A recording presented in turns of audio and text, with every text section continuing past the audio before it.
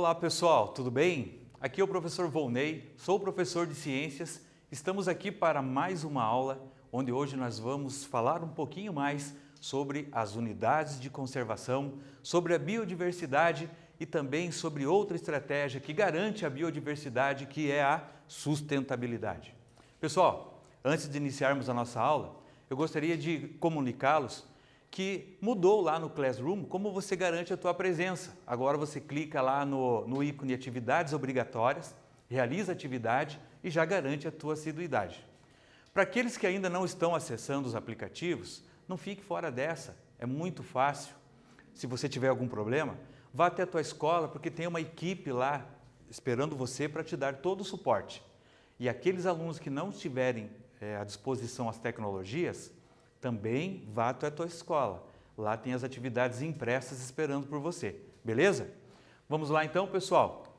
Vamos dar continuidade ao nosso estudo, cujo objetivo maior hoje é identificarmos algumas unidades de conservação, identificarmos processos de sustentabilidade, cujo maior objetivo é garantir a biodiversidade. Vamos relembrar algumas coisas antes de iniciar. Na aula anterior, nós falamos sobre biodiversidade, que nada mais é do que a variedade genética traduzida nas espécies, né? A quantidade de animais, de plantas, enfim, de seres vivos que habitam determinado ecossistema. Nós somos privilegiados no Brasil, porque a nossa biodiversidade é muito rica. Porém, ela precisa ser cuidada. E neste sentido, o homem desenvolveu estratégias para preservar, para assegurar até as futuras gerações que essa biodiversidade se manifeste de forma natural e equilibrada. Então vamos lá. Hoje eu trouxe aqui dois temas, um que nós falamos na aula passada e outro que nós vamos discutir mais a fundo hoje. São eles: sustentabilidade e unidades de conservação. Antes de entrarmos nesse tema, é importante fazermos uma reflexão a respeito do comportamento do homem frente à natureza. Vejam só, gente, num período muito distante, o homem entendia a natureza como contemplação. Quando o homem ia para a natureza, ele só iria, aliás, ele vivia na natureza, mas ele ia à natureza para utilizar, capturar, pegar, se disponibilizar dos recursos para a sua sobrevivência. A maior parte do contato que o homem tinha na natureza era um contato de contemplação, beleza? Com o passar do tempo, novas tecnologias foram sendo formadas, novas exigências na nossa espécie também foram sendo constituídas, até que nós passamos por o início de um período a qual nós chamamos de era industrial, né? Lá no início do século XVI, XVII, até chegarmos lá na Revolução Industrial. Com a Revolução Industrial, os homens começaram a observar o ambiente, a natureza, sobre outro aspecto, sobre o aspecto da exploração. Então o homem já passou de contemplar a natureza para explorá-la. O homem, então, né, eu digo homem, os homens, né, as gerações anteriores, olhavam o ambiente no sentido de explorar o máximo que ela poderia oferecer os seus recursos naturais. Tranquilo? Só que essa exploração dos recursos naturais provocaram consequências. Consequências estas que nós estamos observando nos dias atuais, como, por exemplo, as alterações climáticas, o próprio aquecimento global, a extinção de uma enorme variedade de espécies, né? O risco que essa exploração provoca, por exemplo, a essa biodiversidade que eu citei agora.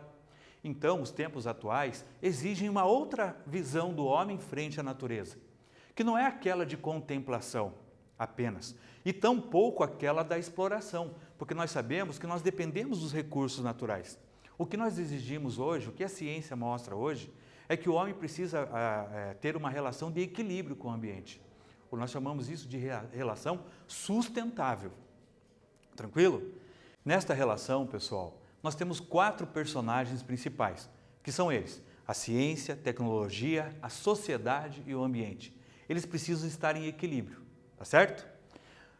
Iniciando aqui, ó, sustentabilidade e unidades de conservação. Nada mais são do que estratégias no sentido de garantir a preservação, a conservação e a proteção da biodiversidade dos recursos naturais. Algumas ações de sustentabilidade, vamos discutir algumas delas. A poluição humana chegou aos oceanos. Olha a imagem que eu trouxe aqui de uma tartaruga se alimentando de um plástico. Os plásticos, resíduos plásticos. Se em um momento os plásticos foram uma grande descoberta do homem, né? Esses plásticos que são produtos quaternários do petróleo, por outro lado, o uso excessivo, o consumo excessivo desses utensílios plásticos e outros equipamentos tem provocado, sim, muitos malefícios no ambiente. Vocês sabem, gente, que existem plásticos que demoram até 400, 500 anos para se decompor. Isso acontece porque a maioria dos plásticos não tem um decompositor específico muito próximo. Então, até o decompositor, né, uma bactéria específica, um fungo específico, encontrar determinado plástico, isso às vezes demora, normalmente demora. Então, os plásticos na natureza, esperando a sua decomposição, são muito prejudiciais. Porque, em determinado momento, esses plásticos, pela ação da chuva, dos ventos, entre outras ações, até as ações antrópicas, né, a ação do próprio homem, quando vai lá no mar, ou coisa parecida, eles podem provocar desequilíbrios, né? Eles podem comprometer a biodiversidade, como essa imagem que eu estou mostrando para vocês. Porém, nós temos hoje ações sustentáveis, ações de sustentabilidade que tentam evitar isso. Uma delas é o uso das sacolas biodegradáveis, por exemplo. O que é uma sacola biodegradável? Vou dar um exemplo para vocês. Tem um plástico, um dos mais antigos utilizados pelo homem, cujo nome é poliuretano. O poliuretano é aquele plástico que confecciona lá painéis de automóveis, que confecciona sondas nasogástricas. Esse plástico, que foi muito utilizado antigamente, ele era um plástico, um dos que maior tinha dificuldade para se decompor. Sabendo disso, ele saiu do mercado. Porém, ele voltou com bastante força. Ele voltou com bastante força porque o que eles fizeram na hora da produção do plástico? Eles acrescentaram óleo de mamona na confecção do plástico. E a hora que o óleo de mamona faz parte desse plástico e ele é descartado, agora, aquele plástico que demorava lá mais de 100 anos para se decompor, agora ele tem um decompositor específico que vem atraído pelo óleo de mamona que está na sua composição. E automaticamente ele decompõe o plástico. Ele passou de um plástico que era praticamente sem possibilidade de se decompor, porque não tinha um decompositor específico, para um dos que se decompõe com maior velocidade. É o caso aqui das sacolas biodegradáveis. Quando você vai lá no mercado fazer as suas compras e vê que as sacolas são as sacolas biodegradáveis, você automaticamente sabe que ali tem uma ação de sustentabilidade, que aquele plástico foi confeccionado com biomoléculas que atrairão decompositores e que terão, consequentemente, um tempo de decomposição menor, evitando aquela imagem que nós fizemos lá no início. Outra ação de sustentabilidade, lembrando que a ação sustentável, ela pode ser coletiva ou individual. Eu posso fazer o meu dever de casa, eu cumprir o meu papel de forma consciente e agir de forma sustentável. Ou então, pode ser coletiva. Por exemplo, uma empresa pode desenvolver ações coletivas de sustentabilidade, né? Uma repartição, uma cidade, um estado, né? Ações coletivas de sustentabilidade. Algumas delas, já em vários países, são as fontes alternativas de energia, né? Substituindo fontes alternativas de energia, como energia nuclear, essas coisas, substituindo, por exemplo, pela energia solar, pela energia eólica.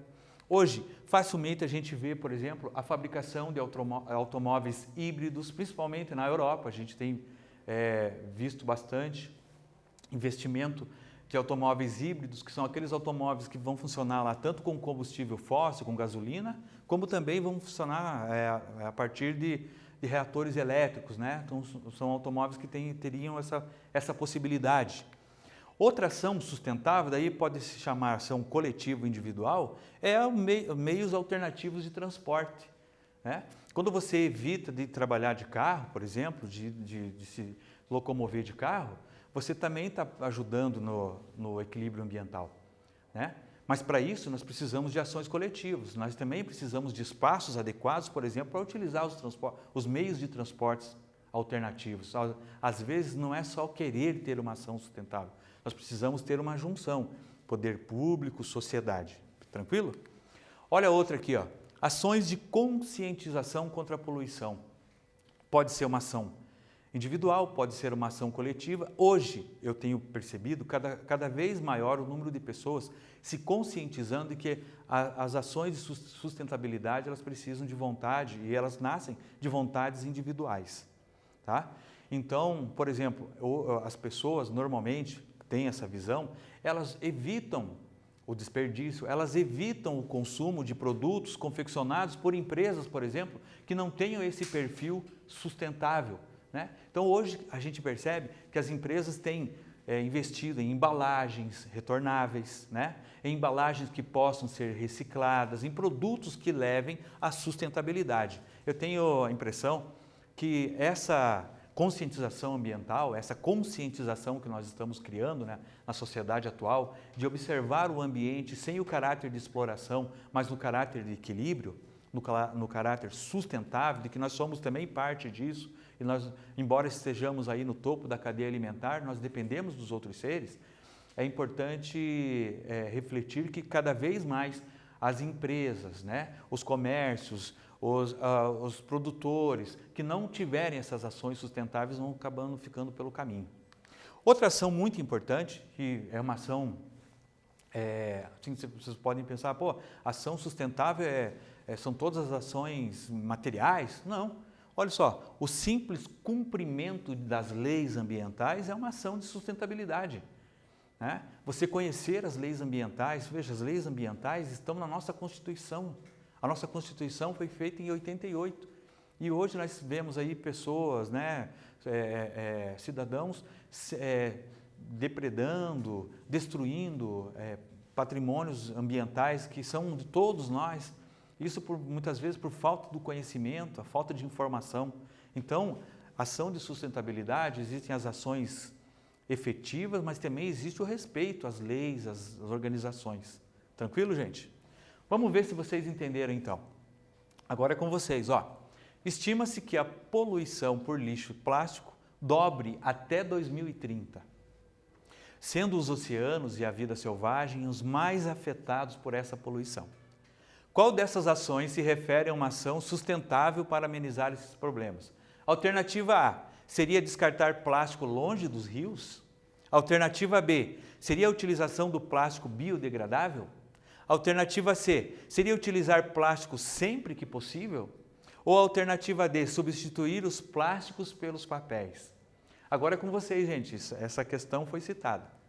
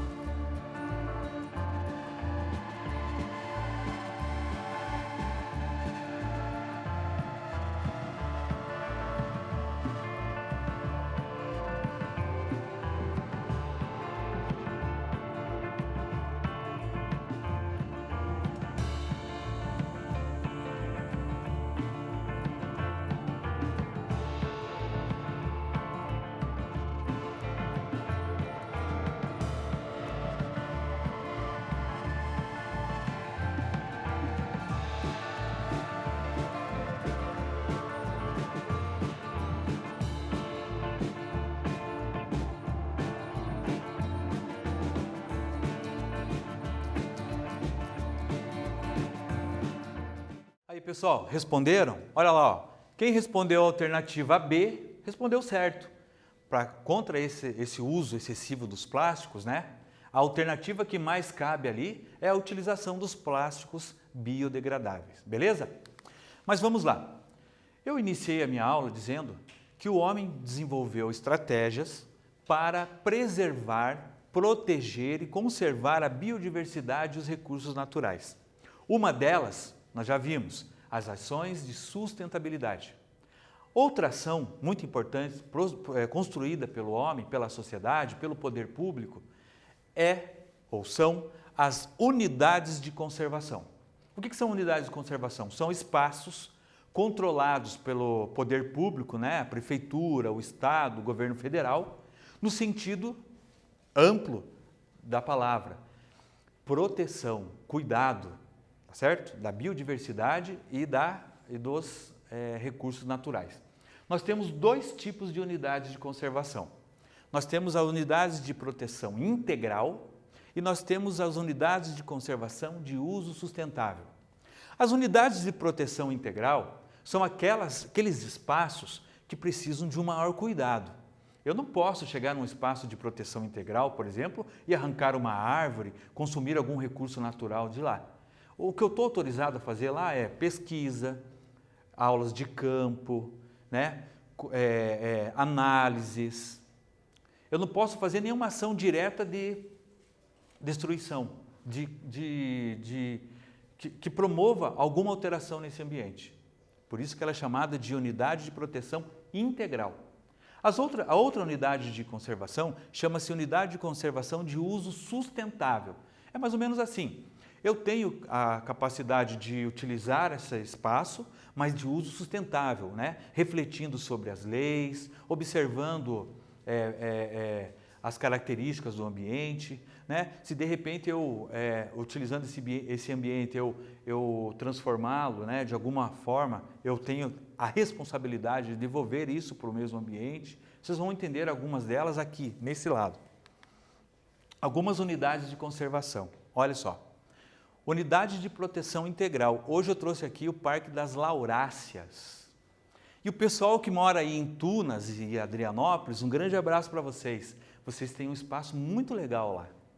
Na aula passada eu até pedi para vocês, observem as unidades de conservação que existem próximo da tua casa.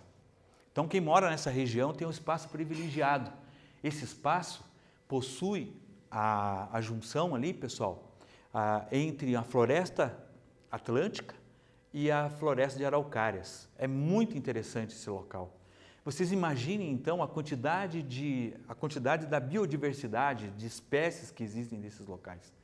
Sabendo que esse é um local privilegiado, esse local então se tornou uma unidade de proteção integral. Foi por volta de 1980, 1979, se eu não estou enganado.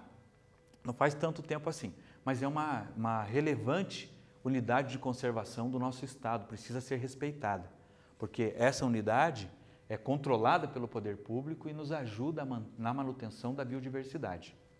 Outra aqui, essa é minha conhecida, é chamado de Parque Estadual do Palmito. Virou Parque Estadual há pouco tempo atrás. Essa unidade de conservação é bem interessante.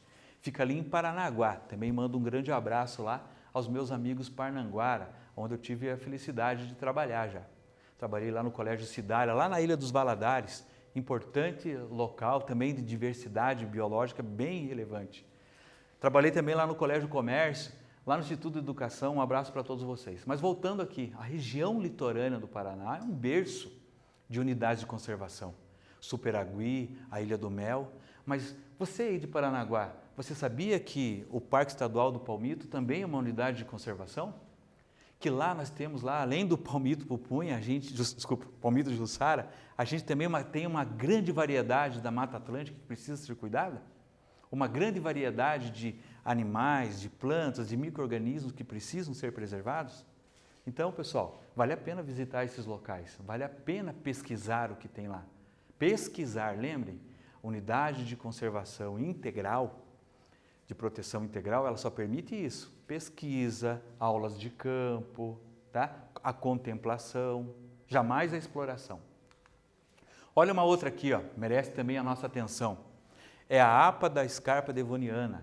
A APA da Scarpa devoniana é uma das unidades de conservação que mais protegem os Campos Gerais. Olha lá, uma grande lembrança lá para quem mora em Ponta Grossa, em Castro, essa região. A Scarpa devoniana, gente, ela protege significativamente os Campos Gerais. É uma unidade de conservação muito importante para a história recente, histórica e atual, por que não dizer futura do nosso estado. Essa unidade de conservação vai proteger toda essa biodiversidade existente. Mas vamos lá, vamos ver se vocês entenderam. O que é permitido em uma unidade de proteção integral? Vocês lembram? Agora é com vocês, eu já volto.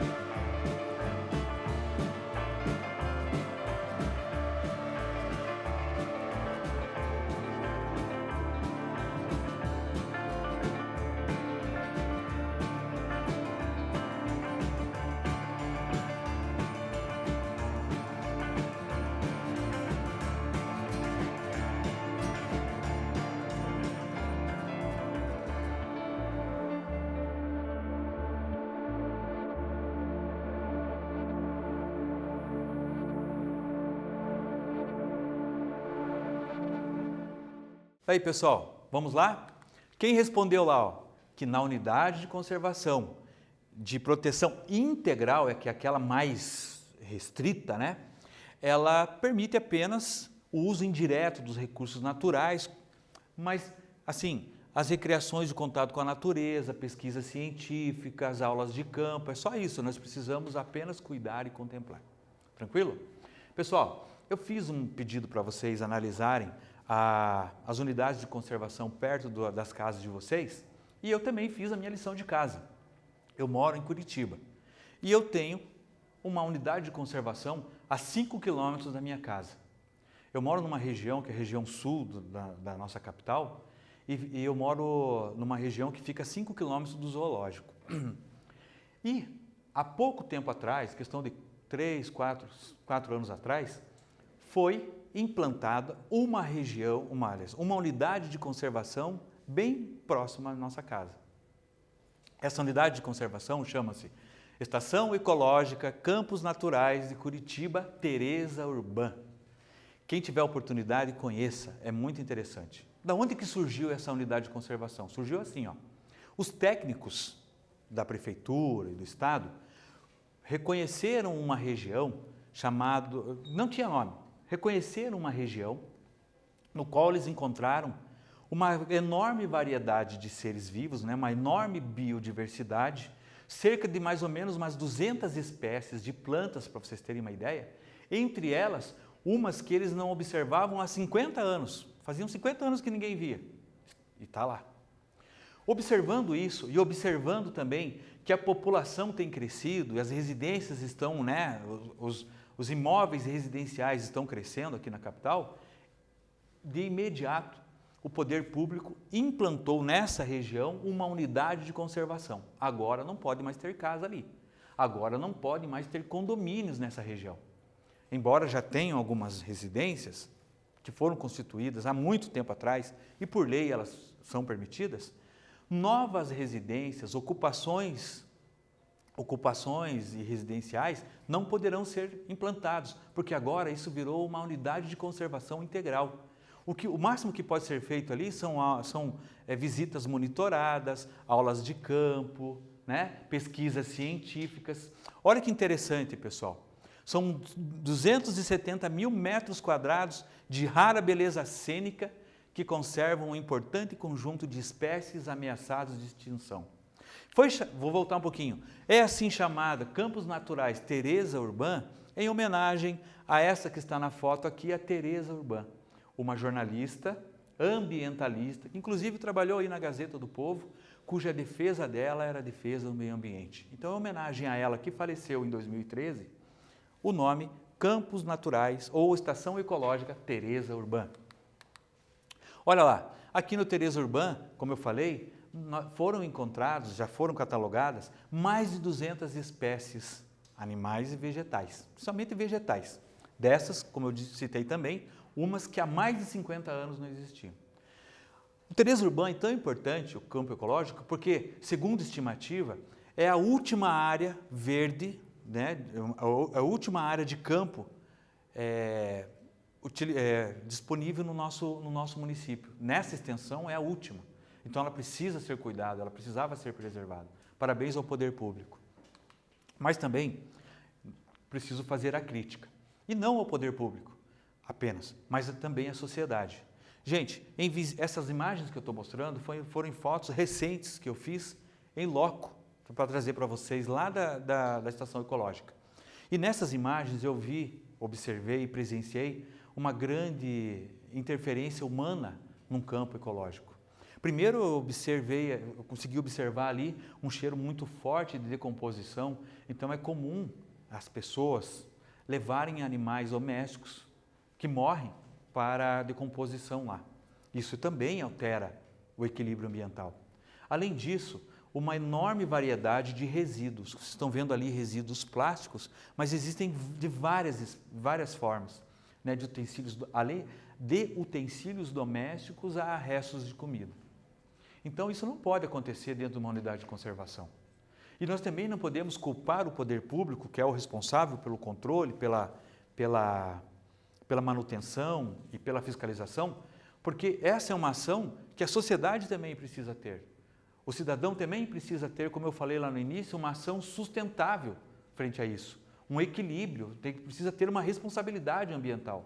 Como é que eu posso aceitar que as pessoas vão jogar lá lixo doméstico na unidade de conservação? Talvez uma crítica que caiba é que em poucos locais existem informações de que ali realmente é uma unidade de conservação e que precisariam respeitar a biodiversidade. Né? Aí sim mora uma crítica. Mas no geral, eu acho que poder público e sociedade poderiam caminhar junto para a manutenção desse, que é uma herança que nós deixaremos aí para os nossos filhos, para os nossos netos e também é muito importante para os nossos dias atuais. Tranquilo, pessoal? Vamos lá, vamos ver se vocês entenderam então no encerramento da nossa aula. Biodiversidade é a variedade de animais e plantas presentes na natureza.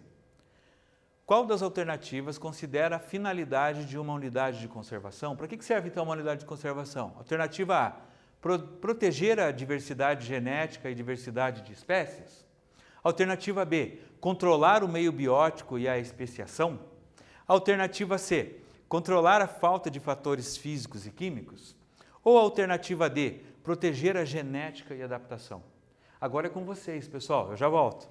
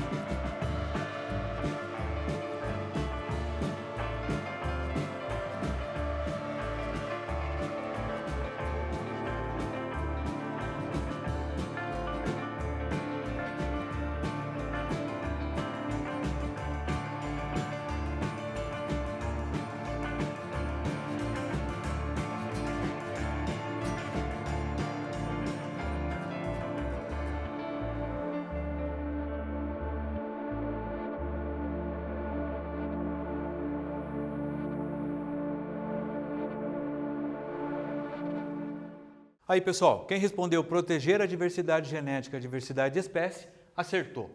Ficamos por aqui, gente. Um grande abraço. Agradeço a Cláudia. Cláudia, muito obrigado pela parceria. E fica aqui um abraço. Aguardo vocês para a próxima aula e não esqueçam da sustentabilidade.